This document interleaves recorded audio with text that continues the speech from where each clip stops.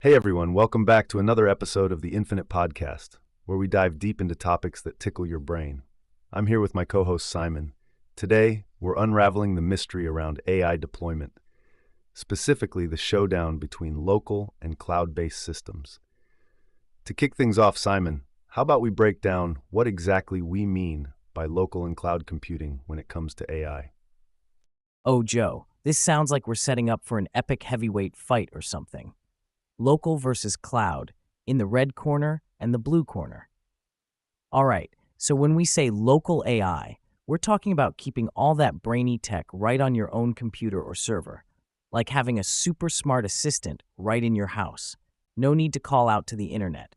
While cloud AI is like having that brainy buddy living up in the skies, metaphorically speaking, in servers all over that we access over the internet. How's that for simple? Yeah, that's a spot-on way to put it, Simon. Keeping everything local does sound secure and speedy with all your data right there at home. But I'm thinking, isn't relying on the cloud like potentially easier for scaling up? You can sort of just keep expanding without fussing over physical hardware, right? What do you think about the scalability side of things? Oh, totally, Joe. Like the cloud is a beast when it comes to scaling up. It's like having an elastic waistband after Thanksgiving dinner, right? You just keep stretching without worrying about popping a button. But seriously, you need more resources, and bam, the cloud providers have got your back. On the straightforward side, though, local hardware isn't quite as forgiving. You want to expand, and suddenly you're in a Best Buy, sweating over prices of extra servers. Quite a workout, huh? Yeah, but think about the control and security, right? Local setup lets you keep tight reins on your data. No middleman handling sensitive info. It's all in your hands, literally. Kind of like having a vault at home instead of keeping your valuables in someone else's safe. Cloud's great for scaling, sure, but isn't there a trade-off with potential privacy issues or even data breaches? How do we square that circle, Simon? Absolutely, Joe. You're nailing the big security debate on the head there. With local storage, you're like the king of your castle, right? No worrying about who's peeking at your data or where it's wandering off to. But remember, being king means you gotta defend your kingdom, meaning hefty costs in securing and maintaining that data fortress yourself. Flipping over to cloud computing, while yes, there's a bit more risk with potential prying eyes or data snafus, these cloud services aren't amateur hour. They're wielding heavy-duty encryption and constantly updating their armor against threats. So while you gain massive scalability, manageability, and reduced upfront costs, you do wade into murkier waters when it comes to outright ownership of your data environment. It's a balance, bro, like deciding between renting a flashy apartment with all amenities versus owning a cozy pad where you fix your own leaky faucets. That's a killer analogy, Simon. Makes it pretty clear how much your choices can shape your experience, huh? So, about these cloud services with their heavy-duty encryption and constant updates, are we saying that for most businesses, the security trade-off is worth the scalability and ease of use they get from the cloud? Like, do you think more companies are leaning towards trusting these big cloud providers despite the potential risks?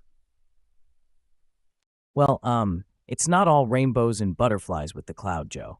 While loads of companies are jumping on the cloud bandwagon for those sweet benefits like scalability and cost efficiency, there's a solid camp that's sticking to local solutions. Why? Control, man. They value having absolute authority over security protocols and data management. Look at industries like banking or healthcare, places where privacy isn't just nice, it's mandated by law. These guys often lean towards keeping things local to avoid breaches and to comply with strict regulations.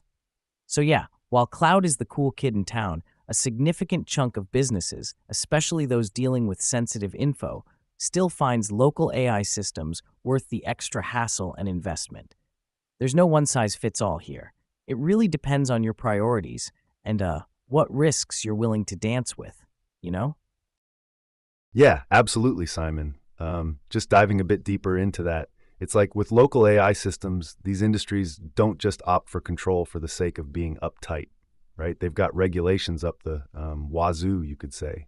With laws like GDPR in Europe or HIPAA in the US, privacy is huge and fines are massive for breaches. So, sticking to local solutions kind of serves as let's call it a buffer.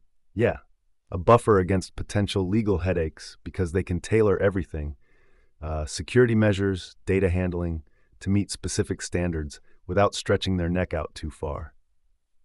Meanwhile, the cloud, while packed with advanced security tech, still poses a risk just because the data is out there traveling and sometimes sitting in multiple jurisdictions, which can get messy legally speaking.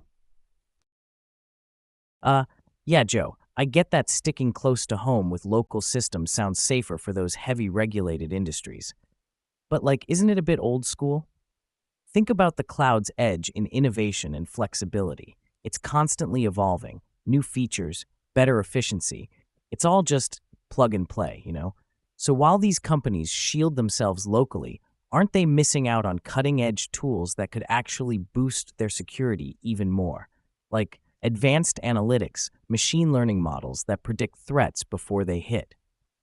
Sure, there's legal stuff to wade through with the cloud, but the tech pace is ferocious, and sticking only to local might have them playing catch-up instead of leading the pack. What do you think, huh? Are they being too cautious? Oh, absolutely, Simon. It's like they're sticking with their trusty old flip phones while the world's moving on to smartphones. They might avoid a few headaches now, but they could be missing out on some serious firepower against future threats. What's that balance between caution and evolution? Spot on, Joe. That balance between sticking to old methods and jumping onto new tech is like walking a tightrope. With AI deployment, whether local or cloud, it's about weighing today's convenience against tomorrow's challenges. Makes you wonder what the future holds for these technologies and how businesses will adapt, huh? Maybe that's something we can dive deeper into next time. Yeah, Simon, speaking of diving deeper into the thick of things, let's look at some real-world knockout punches and flops in both local and cloud AI. Analyzing these successes and blunders could really help clear the fog on why some choose to stay local while others reach for the clouds. Let's kick it off with a couple of case studies that stand out. Joe, looking at the flops can sometimes be just as enlightening as the wins. Like, take this local AI implementation by a big retail chain. They aim to handle their inventory more efficiently, but underestimated the integration complexity. Major flop. Ended up causing system-wide slowdowns during peak hours. Ouch.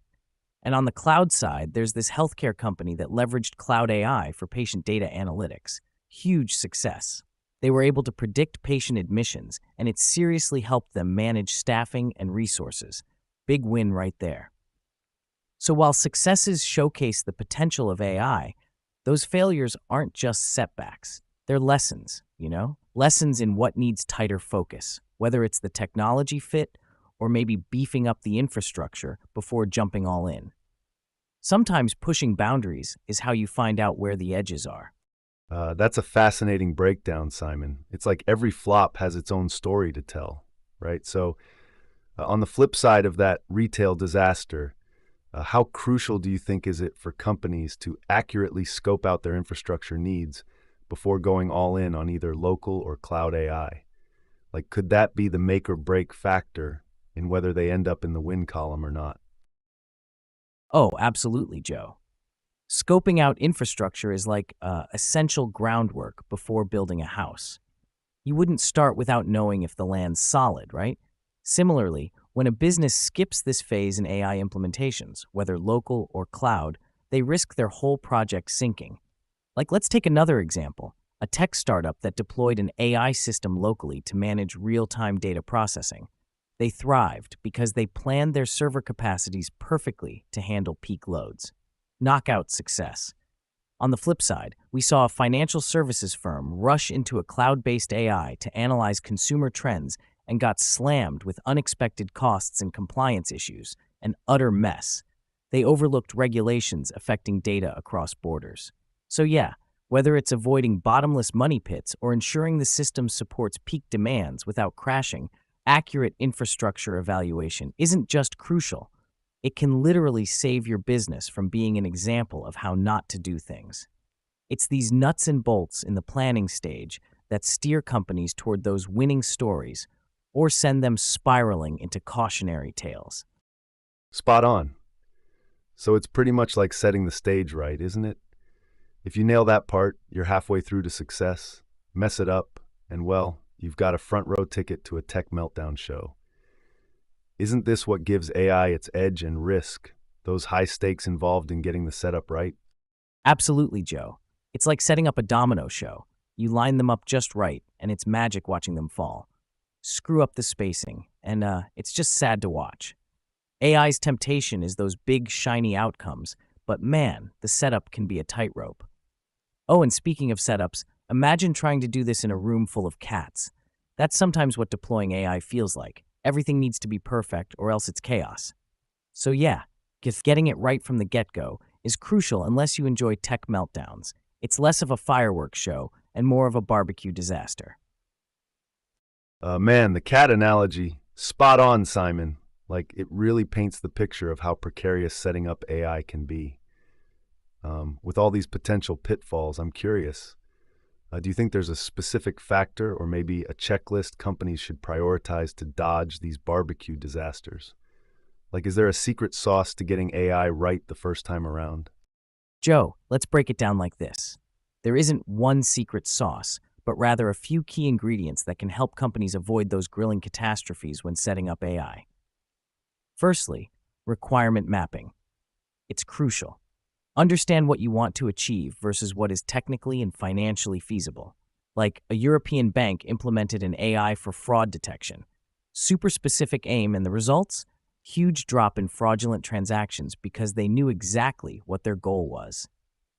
Then there's scalability assessment. Whether local or cloud, how will your infrastructure handle growth? Look at Netflix, moved from local to cloud due to scalability needs. They anticipated massive global growth, and cloud tech was only scalable and reliable solution to support streaming demands worldwide. Finally, compliance and security checks. This is massive, especially with data-sensitive sectors. An American health insurer switched to a cloud-based AI for processing claims and got hit with compliance issues because they missed evaluating all HIPAA requirements beforehand. Mix these ingredients well, Joe, and companies can set themselves up not just to avoid failure, but really excel with AI deployments. Local or cloud doesn't matter. Looking into each factor closely helps tailor AI strategy to what works best suited to individual corporate structures and market demands. Man, Simon, that's some solid advice right there. You're absolutely nailing it with the breakdown. It's like you got to know what you're getting into before diving in.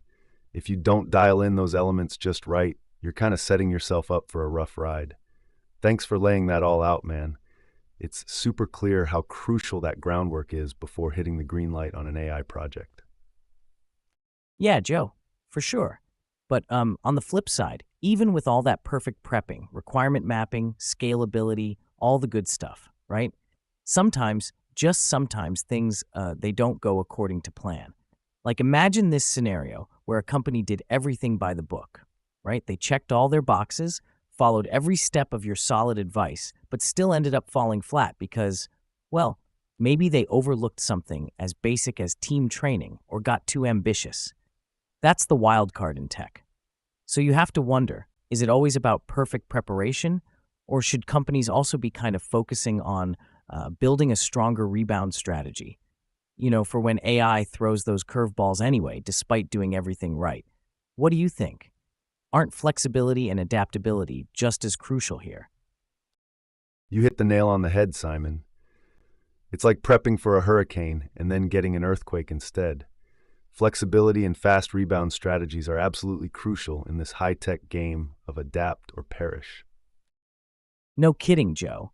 Speaking of adaptability and those unexpected tech curveballs, sometimes AI mishaps can lead to hilarious outcomes. I mean, it's not all doom and gloom when things go sideways with these smart systems. Let me tell you about some AI blunders that had us in stitches instead of tearing our hair out. Oh man, Simon, that sounds like a blast. Spill the beans already. What kind of AI goof-ups are we talking about here? I bet some of those stories are just top-tier comedy gold. Oh, totally, Joe. So, there was this time, brace yourself, when a local grocery store employed AI for their inventory. The idea was smart. The AI would predict and order stock based on buying trends. But talk about getting wires crossed. One week, it miscalculated somehow, and boy, we ended up with an absurd amount of turkeys. I mean, it looked like we were hosting Thanksgiving for the whole town in April. People were cracking jokes. Someone even asked if they should bring the cranberry sauce. And the kicker? The AI had glitched because it misread a casual surge in turkey sales from a local event as a sudden change in regular buying habits. Just shows how a tiny hiccup in understanding context can turn into a full-blown comedy scene at your local grocery store. Guess it's sort of a reminder to keep things lighthearted when tech doesn't play ball, right? Oh, that's hilarious, Simon. A turkey overload, huh? Seems like the AI was really trying to set up for some feast. But hey, it kind of makes you wonder, like, how do we get these smart systems to grasp context a bit better? 'Cause sure, it's funny in hindsight with the turkeys and all, but what about when those mix-ups aren't quite as laughable? Think about it. This thing with the turkeys is harmless fun, but what if that glitch happened with something critical, like medicine or essential supplies? I guess even with all this tech, there's a fine line between useful and outright chaos. That's spot on, Joe. These stories can flip from funny to serious real fast if the stakes are higher. Like, there was this one AI system set up in a library, stick with me, designed to chat and help visitors find books based on genres they liked. Pretty neat until it started creating utterly bizarre book titles by misunderstanding genres. Imagine walking in looking for a crime thriller and being suggested The Whimsical Murder of Pancake Island. Because somewhere down the line, the AI mixed up crime with, I don't know, children's adventure tales? You could barely keep your face straight while getting these ridiculous recommendations. Then, diving deeper into local setups versus cloud computing, imagine an AI for weather predictions hooked up locally in a small town. It once confused the data from a hot day in July with an ongoing algorithmic model for fall season averages. Ended up suggesting everyone should wear scarves and thick coats during a heat wave. The weather app quickly turned comedic throughout the community. Both instances, while chuckling worthy, highlight how even cutting-edge tech like AI might flounder with nuances of human language or context-sensitive information. It's essential, but it dang sure provides some great comedy material when things get mixed up. Wow, Simon, those are some bonkers blunders. It's almost like AI has a quirky sense of humor without even trying. Makes you think, what if we leaned into this wacky side and used it creatively? Imagine the possibilities in entertainment or advertising with AI-generated comedy. What's your take on that twist? Well, Joe, while that sounds like a hoot, leaning too much into AI's quirky mishaps for comedy or ads could be kind of risky. Like, think about it. What if the AI keeps spewing out content that's unintentionally offensive or just plain wrong because it doesn't fully capture human sensibilities? And fact-wise, remember Microsoft's chatbot Tay? It was designed to learn from interactions, to churn out witty responses, but quickly started generating some pretty inappropriate stuff based on what some users were feeding it. Turned into a PR nightmare real quick. So yeah, as much as these AI slip-ups can crack us up, using them in something as influential as entertainment or advertising might raise a few more eyebrows than smiles if we're not careful in guiding how that process goes. Got to keep a keen eye on the line between innovative and chaotic, right? Absolutely, Simon. Threading that needle is key. Speaking of keeping things on track, doesn't all this talk about AI errors kind of make you wonder what AI would say about us if it could dish out opinions? Imagine an AI roast session. What do you think it'd say about our podcast setup? Oh, Joe, that thought cracks me up. I'd imagine an AI joking about two humans trying to keep a tech podcast running smoothly might be its own brand of comedy. But it's wild to ponder how much we get into these mishaps because it reminds us AI is growing fast, not just in smarts, but impact across society. Which actually flips on the light bulb. This explosive growth isn't just funny stumbles. there are some real ethical dilemmas and future predictions worth chewing over. Like, with all these advancements in AI, both locally and on cloud setups, what do you think comes next? Are we looking at a shiny, robot assisted utopia, or is there a cautionary tale unfolding here? How should we handle all these changes while keeping our human values front and center? Well, Simon, that's the million-dollar question, right? We've got these impressive strides in AI tech, but it's like walking a tightrope. On one side, yeah, there's potential for a seriously improved way of life, smarter cities, precision medicine, tailored education. But then you swing to the other side and face challenges like data privacy, surveillance concerns, and the biggie, job automation, potentially leaving folks behind. We're really at a kind of crossroads. How do we ensure that advancements don't just benefit the few, but improve life for everyone? And continue this melding of technology with human ethics without trips and falls. It's tough because while tech moves super fast, ethical guidelines sort of jog behind trying to catch up. So Simon, what do you reckon about laying down some stronger ground rules internationally? Could that help us manage these advancements more responsibly?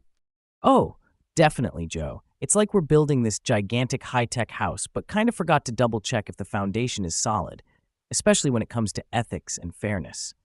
Laying down some international rule books sounds smart, but who gets the final say in those rules, huh? Now, that could turn into a whole Hollywood blockbuster plot on its own. Indeed, Simon, that's a scene ripe for drama. Now think about it. Currently, we're juggling numerous AI platforms globally, each aligned with its own set of regional regulations. In terms of future predictions, experts are pointing towards advancements like autonomous vehicles becoming more mainstream and AI in healthcare making diagnostic leaps, which could drastically change daily life. Yet the ethical quicksand remains. For example, if an autonomous car has to choose between hitting one person or swerving to hit another due to unavoidable circumstances, who decides the guidelines of that decision? There's a philosophical battle whether machines should ever be allowed to make such moral decisions. Moreover, regarding international rule setting, there's this tension between different countries on data sovereignty and cross-border data flows. Countries like the EU have stringent data privacy laws under GDPR, essentially setting a global precedent, whereas other regions might prioritize technological advancement without stringent checks.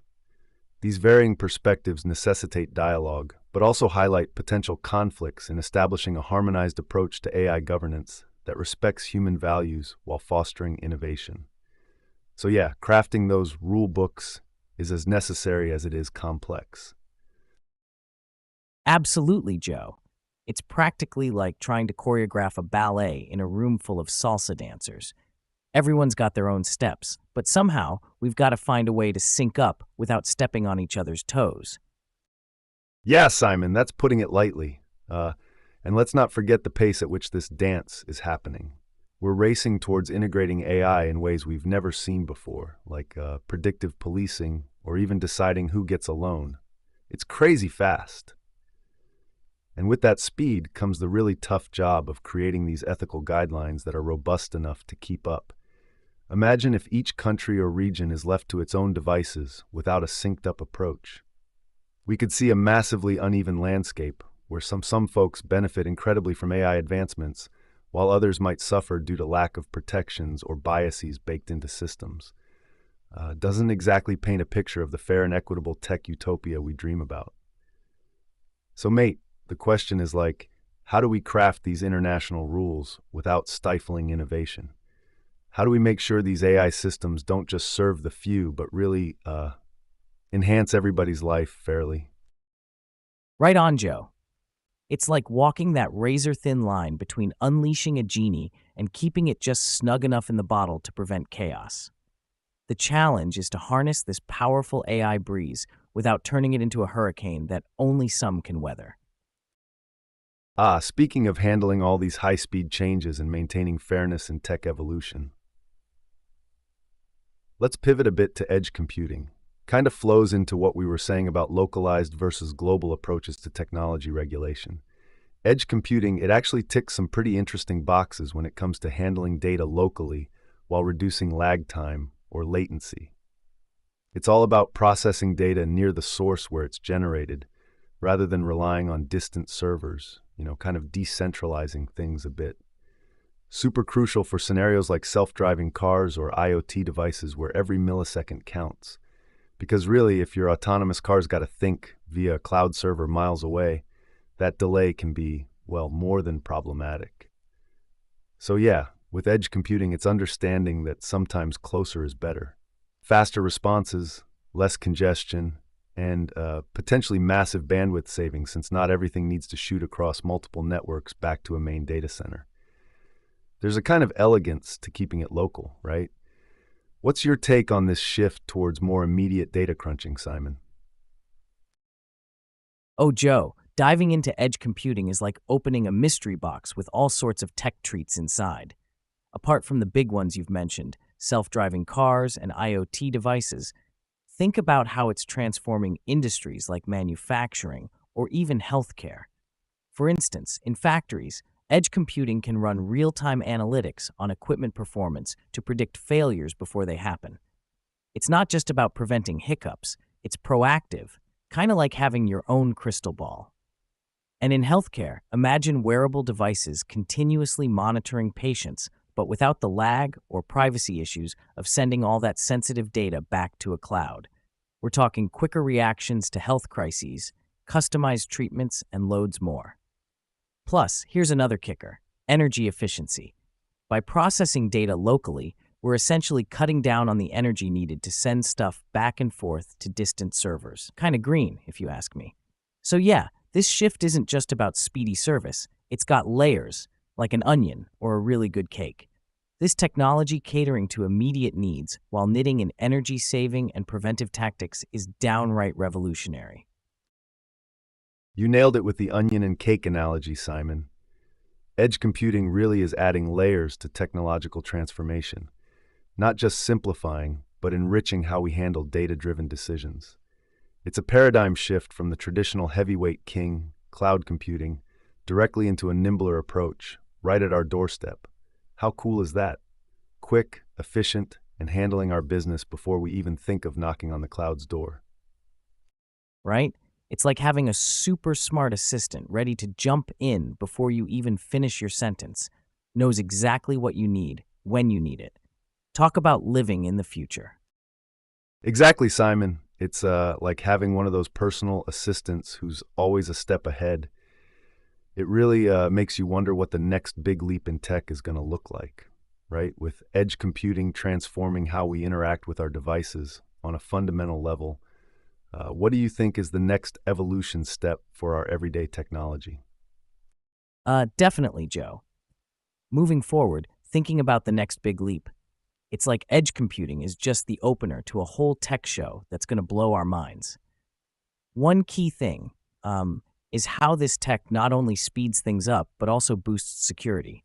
Imagine like all your data doesn't have to travel over vast networks, risking exposure. It's processed right where it's collected, whether it's in your home, car, or on your phone, keeping sensitive info more secure and private. And as we keep adding devices and sensors everywhere, from smart cities to personalized health trackers, managing that tsunami of data efficiently becomes critical. Edge computing, actually reduces the risk of network overload by handling much of the load locally, which, let me tell you, is a massive plus for preventing those dreaded server crashes during crucial moments. So yeah, the next steps? Probably even smarter localized processing, integration with AI at the edge, evolving into what we might start calling super responsive, hyper-efficient mini clouds right in our pockets or everyday objects. Yeah, Simon, that sounds about right with the security benefits and all, but let's poke a bit deeper here. While it's great that edge computing keeps data close to home, reducing exposure, there's also a flip side. Like each device becomes its own little fort, needing protection. So doesn't this in a way spread out our security concerns? Now, instead of one big secure cloud, we've got countless mini battlefields to defend. And you mentioned handling the huge influx of data from IoT and such. Totally a solid point. But if every device is crunching numbers on the fly, don't we risk creating inconsistencies in data processing?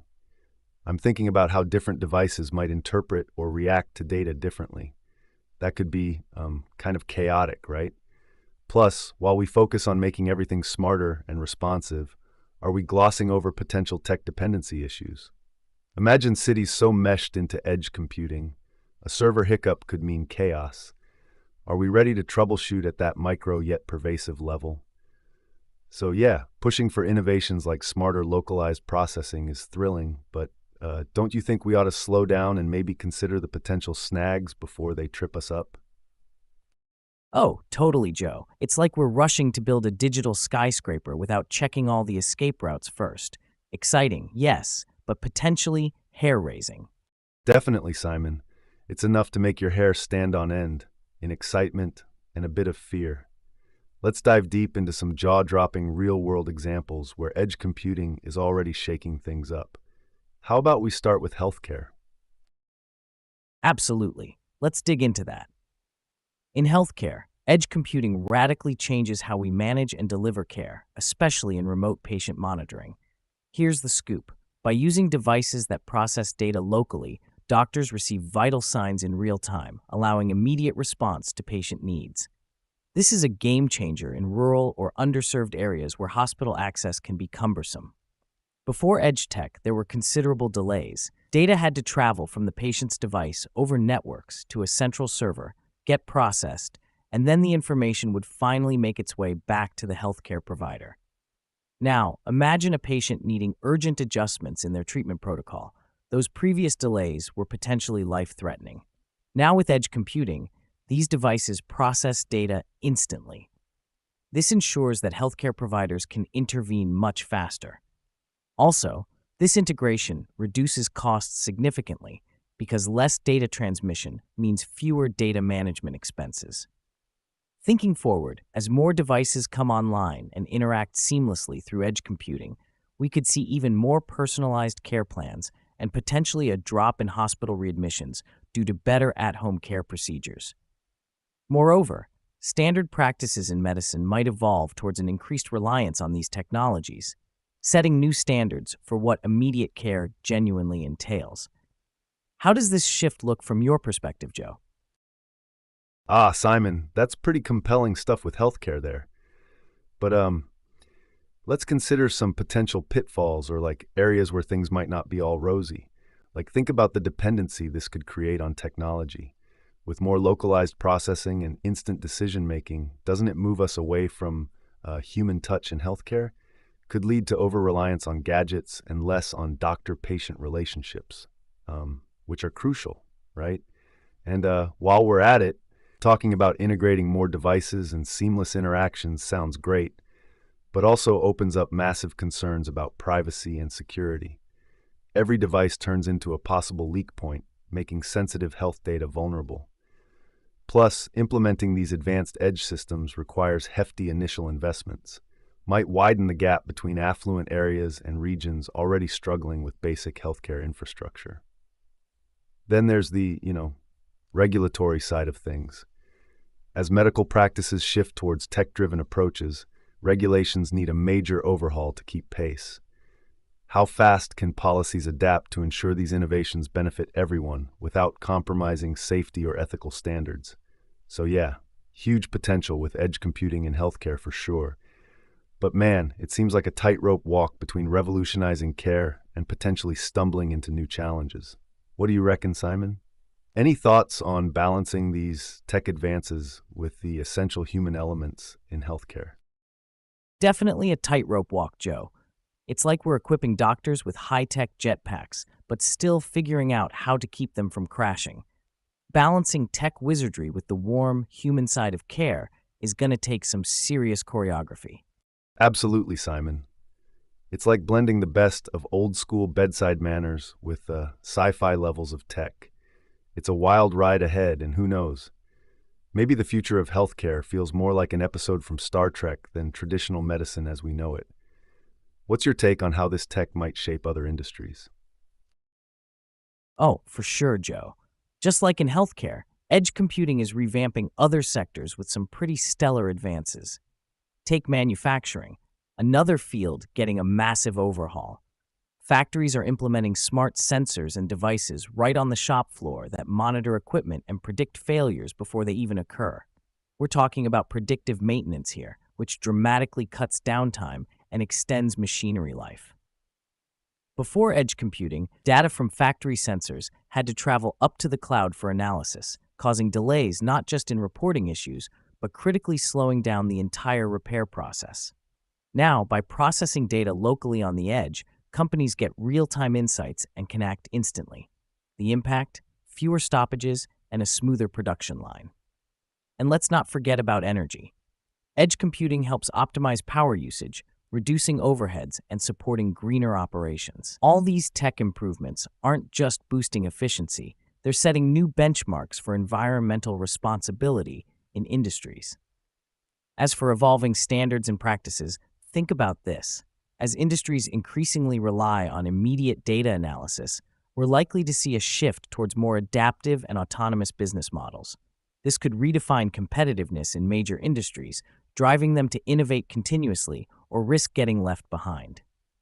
With these kinds of foundational shifts, regulatory frameworks across these sectors have to keep pace, ensuring that as businesses benefit from edge technology, safeguards around privacy, security, and ethical considerations are equally enhanced. So yeah, edge computing could very well be scripting the next chapter in industry evolution. Spot on, Simon. It's like edge computing isn't just upgrading how we do things. It's completely rewriting the rule book across industries. Imagine a world where production never sleeps, because AI and edge tech are always 2 steps ahead, predicting issues before they even hint at cropping up. We're stepping into an era where downtime might just become an old tale. Exactly. It's like our machines are developing a sixth sense. This could mean the end of unexpected breakdowns entering the realm of workplace legends. Remember downtime? That'll be something we might say just to get laughs in the future. Right? It's like our tech is getting ESP. Next thing you know, machines will be calling in sick before they even break down. What a time to be alive. Ha! Exactly, Joe. It's like your coffee maker refusing to start because it sensed you needed an extra 5 minutes of sleep. But seriously, this shift towards predictive everything isn't just cool. It's revolutionizing how we manage workloads and maintenance.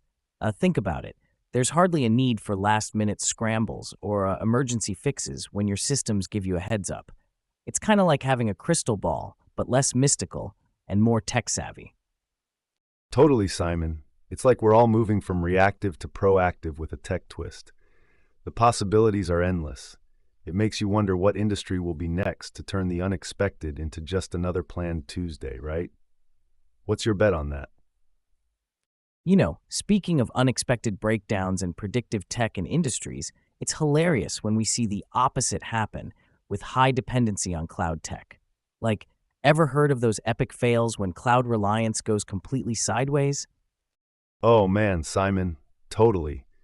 It's kind of hilarious when you think about it. Like, imagine you're in this mega important, super hyped gaming tournament, and boom, right as you're about to clinch the win, everything just freezes. Lag strikes at the worst possible moment, and everyone's there just staring at their screens like, what now? Definitely not cool in the moment, but hilarious in retrospect.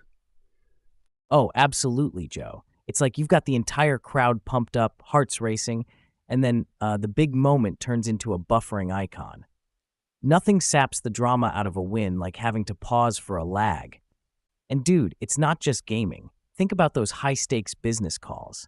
You're pitching this groundbreaking idea to your bosses or really important clients, and right as you reach the climax of your presentation, boom, you sound like a broken robot because the connection lags.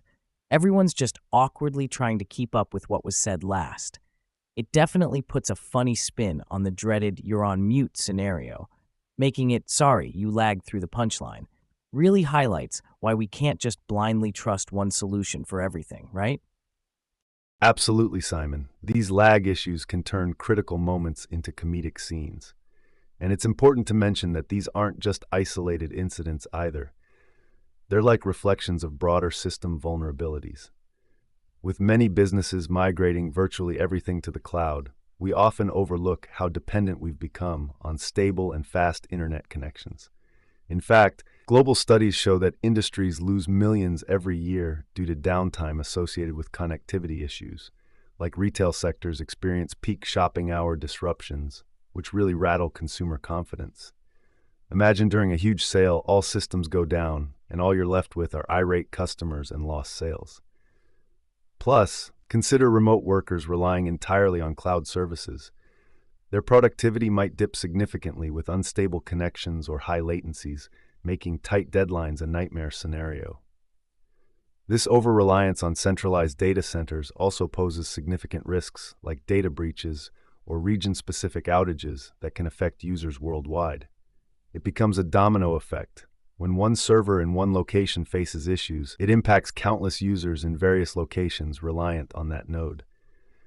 So while we chuckle at the absurdity of a digital hiccup during a live event or crucial meeting, it's a strong reminder why hybrid models of computation, like throwing edge computing into the mix, could be essential for balancing efficiency with reliability.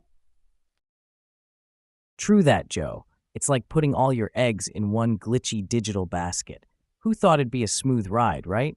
Maybe it's time to mix up those tech recipes a bit. No kidding, Simon. Maybe it's time to start thinking of tech as more of a potluck. Everyone brings something to the table.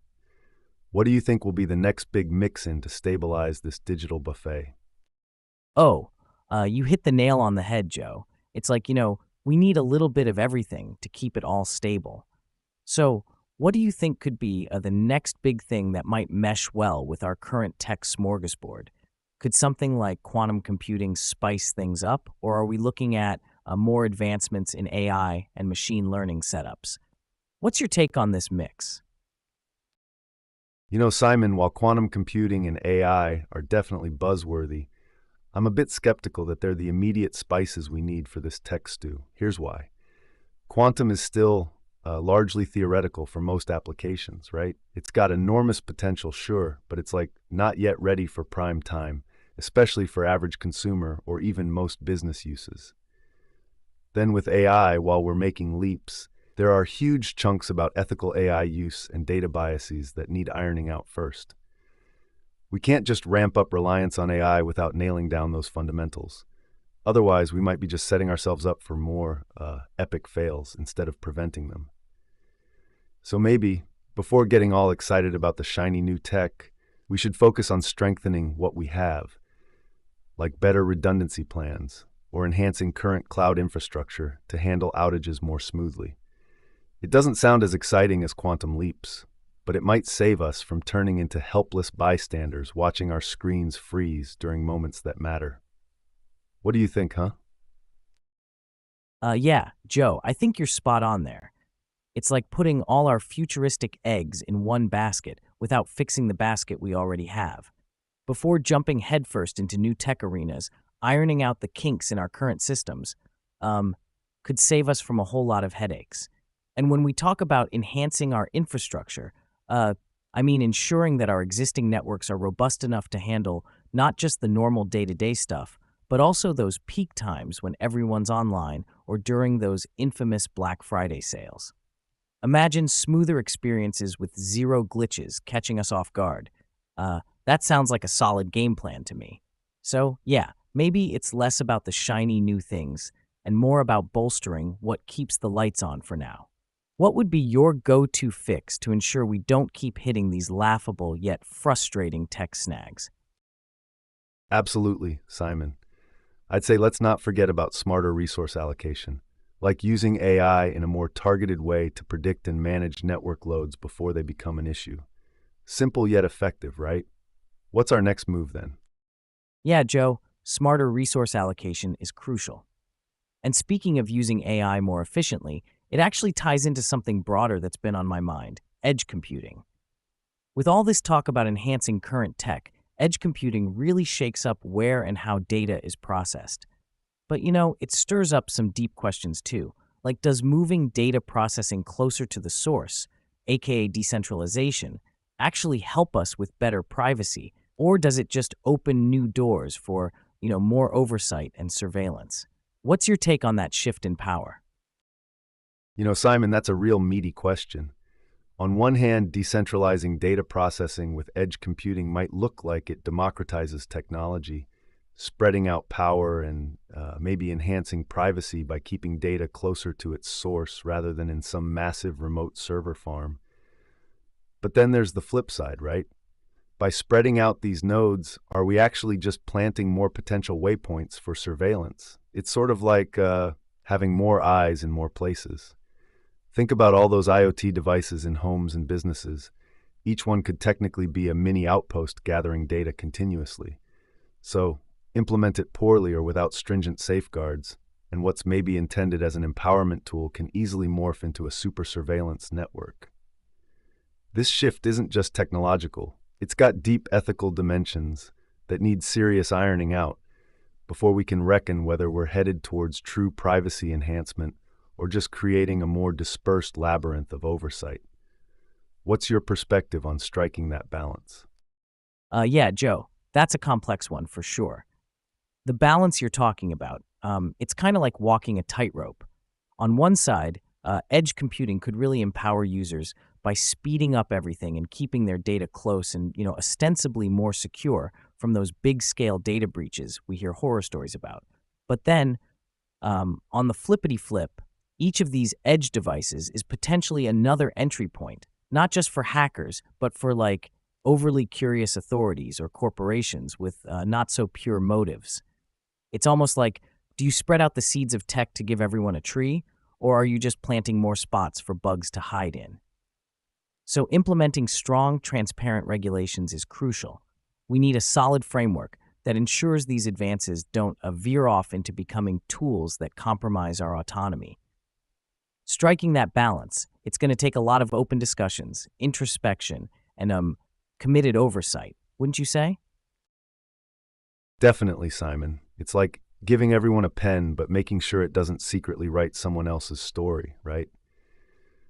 So, what do you reckon is the first step towards this enhanced oversight and better regulation?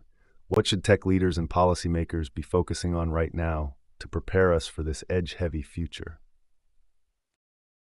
Oh, right on, Joe. It's like everyone gets a pen, but some are leaking invisible ink. First step? Uh, I'd say it's about transparency, like major transparency. Tech leaders and policymakers need to peel back the curtains, show us the wizard behind the tech magic. We need clear policies that don't just sound good, but actually detail what's happening with our data at these edge locations. And how about making sure there's a big red button for consumers to control their own data easily? That'd be a start. Transparency's good, Simon. Really good. But here's a thought. Even with all the transparency in the world, are everyday users really going to get it? Like, tech is complex, super complex. Sometimes I wonder if showing all the gears and springs just leads to more confusion, not clarity. And yeah, that big red button idea, it sounds great on paper, right? But it also puts a lot of responsibility on users, responsibility they might not be ready for or even want. It's kind of like giving someone a plane's control panel and saying, here you go, you deal with this. Don't we also need some heavy-duty simplification of these controls? So people actually know what they're opting out of or into without needing a degree in computer science? Tech leaders should maybe focus as much on usability as on transparency. What do you think? Should simplifying user interfaces be as important as enhancing data policies? Absolutely, Joe. Simplification is key. It's like, if you can't explain it simply, you don't understand it well enough, right? Making tech user-friendly isn't just about dummy-proofing, it's about empowerment. Combine transparency with simplicity, and maybe we're onto something big. Without turning every user into a tech wizard, how do we make sure they're truly in control of their digital lives? There's certainly more meat on this bone to chew over, especially as we dive deeper into the complexities of edge computing and data privacy. What else might be lurking beneath the surface here? Indeed, Simon. Talking about simplifying complex tech for greater user control seamlessly brings us to another mind-bending technology out there, quantum computing. This beast operates on principles that sound like they're straight out of a sci-fi novel. You've got bits in your regular computers, right? Quantum computers ramp it up with qubits. These qubits can exist in multiple states at once, thanks to this funky thing called superposition. And then there's entanglement, another quantum quirk, where qubits get so interconnected that the state of one, no matter how far away, can depend on the state of another. It's like having two magic dice that always land on matching numbers, even if you roll them in different rooms. This isn't just cool theoretically. It could revolutionize fields by making tasks like cryptography or pharmaceutical discoveries quicker and more efficient than traditional computers ever could. What's your take on this leap into what feels like the future? Oh, quantum computing? Joe, it's like our brains on tech steroids. Just imagine solving riddles that today's computers would take lifetimes to crack, done over your coffee break. It's the wild, wild west of computing, and we're just strapping on our boots. Yeah, it's wild for sure, Simon. But hold up, while quantum computing promises a lot, we're like miles from everyday folks benefiting from this tech. You mentioned super quick problem solving, right? True in theory. But here's the kicker. Current quantum machines are more like delicate experiments, super sensitive to their environment and prone to errors because of that whole superposition thing. And considering just how complex and expensive these setups are, we gotta ask, is dipping our toes into these quantum waters too soon kind of reckless? We could be nurturing hype over something that's still got years, maybe decades before it impacts us at the grassroots level. Oh man, Joe, quantum computers? That's like total brain busters, right? I mean, these bad boys work with qubits instead of regular bits, which can be in multiple states at once, not just off or on. That's that superposition thing. And then there's this wild concept called entanglement, where two qubits get so chummy that the state of one instantly affects the other, no matter how far apart they are. It's like if you have twins feeling each other's pain from across the globe. But really, what blows my mind is thinking about how this could totally flip the script on stuff like breaking codes or discovering new drugs. Quantum computing isn't just an upgrade, it's a whole new game. The future sounds nuts. Uh, totally with you there, Simon. This isn't just leveling up, it's like changing the game entirely, man. But let me play devil's advocate for a sec. What's stopping us from diving headfirst into this quantum realm right now? Like, are there huge barriers that might make these advancements kind of appear further away than they actually are? What do you think needs to happen before we start seeing this quantum leap really taking effect in our daily tech life? Oh, right. So diving into the quantum realm isn't like flipping a switch. First up, there's the monster hurdle of stability. These qubit guys, they're kind of delicate, really prone to errors because they get all wonky with any little disturbances, like even tiny temperature changes can throw them off. It's not just plug and play. These setups need uber-controlled environments. And then there's the big money question. This tech is expensive, like super costly to build and maintain. For quantum computing to really hit our daily lives, it needs to be more than just a billionaire's science project. So yeah, making it more user-friendly and cost-effective and getting those error rates down, those are huge steps we got to climb before everyone starts having a quantum computer in their basement, you know? What do you think will push this forward, Joe? Hey there, folks. If you're just tuning in, we've been unraveling the kind of mind-blowing world of quantum computing with Simon here. So, unlike our classic computers that use bits, those little switches that flip between 0 and 1, quantum computers use what's called qubits. These qubits are real game changers because they can be in multiple states at once, thanks to something called superposition. It's like they can be 0, 1, or any probability in between, all at the same time. And then there's this wild thing called entanglement, where two qubits get so linked that the state of one immediately affects the other, no matter the distance. But it's not all smooth sailing. We talked about how these quantum machines are super sensitive. Little things like temperature changes can mess them up, making them prone to errors. Plus, they're pretty pricey and need specific conditions to operate. So, while quantum computing could totally revolutionize stuff, like cracking codes crazy fast or speeding up drug discoveries, it's still got some big challenges to overcome before it truly reshapes our daily tech experience. Anything else you want to add, Simon? Oh, absolutely, Joe. Diving into quantum computing feels like trying to read hieroglyphics in a dark room, exciting but also kind of mind-boggling.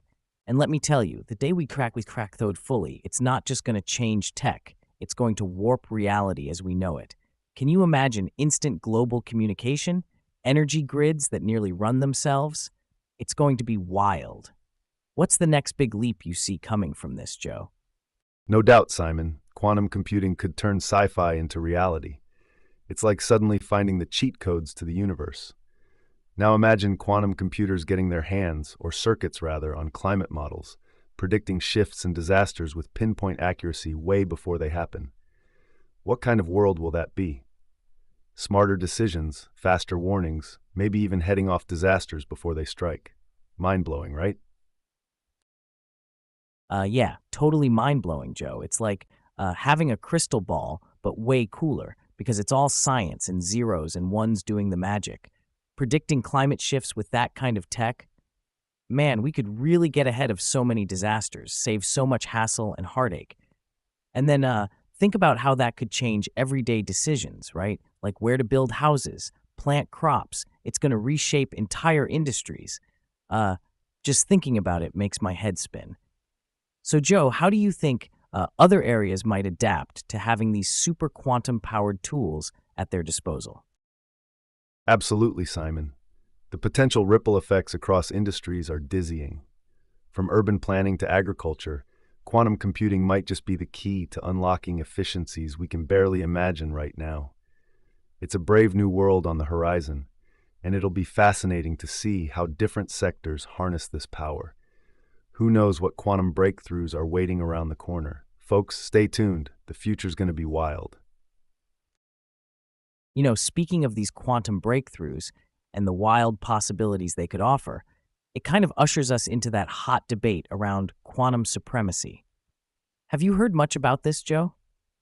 It's all about quantum computers reaching a point where they can solve problems that no classical computer can handle, like officially making them the big boss in the room when it comes to processing power. What are your thoughts on this? More science fiction or impending reality? Uh, yeah, the concept of quantum supremacy is fascinating, Simon. But let me peel back a layer here. While it's thrilling to think about, labeling these achievements as quantum supremacy might be a bit premature or kind of like puffing up the reality. Because, there's still a lot we don't exactly understand about quantum applications on a practical level. For example, that 2019 claim by Google, yeah, they solved a specific problem with their quantum computer that a classical one couldn't handle in a feasible time. Sounds like supremacy, right? But critics were quick to point out that the problem wasn't exactly what you'd call useful. It didn't solve anything we actually need solving. It was more of a proof of concept. So while it's clear that quantum computers have potential that could dwarf traditional computing, calls of supremacy might just be theoretical wins rather than practical ones. Does that change things if their so-called supremacy doesn't yet impact real-world problems, huh? What's your take?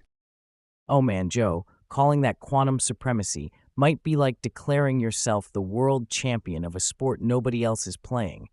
It's like saying you're killer at underwater basket weaving. Cool, bro. But who's checking for that at the Olympics, right? Exactly, Simon. It's like we're all hyped up about being ahead in a race that's sort of made up for now. The real deal with quantum supremacy should be about meaningful advancements, not just proving a theoretical point in some niche problem. We gotta ask, if these quantum feats don't yet translate to practical applications, like revolutionizing medicine or transforming data security, are we really witnessing supremacy? Or are we just caught up in a buzzword that sounds impressive? It's quite the story, but it might lean more towards science fiction than we'd like to admit. What impact do you think it needs to have for us to truly call it supremacy? Huh? Yeah, Joe, you're hitting the nail on the head. Like for me, to really toss around a heavyweight term like quantum supremacy, we need these quantum machines to be doing stuff that drastically changes how we live, not just party tricks with qubits, right? It's got to be about pushing boundaries in ways that matter, like making big dents in climate change modeling or radically boosting encryption to keep our data safe from hacking.